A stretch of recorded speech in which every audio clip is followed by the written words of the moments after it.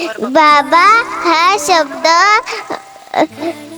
जिवंत असल्यावरच सोपा वाटतो, पण बाबा गेल्यावर कोणालाही तो शब्द सोपा वाटत नाही.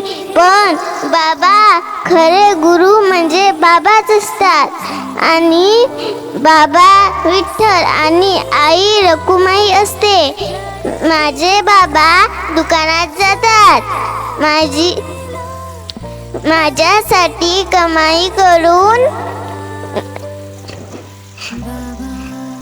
खाऊ आणतात, कपडे आणतात, पण घरी आल्यावर जेवण थकलेले असतात, पण ते असे थकल्यावानी असं दाखवत नाही. पण आम्ही म्हणतो की बाबा थकले, मग आम्ही त्यांना जेवायला आणून देतो आणि मग ते जेवण करून झोप.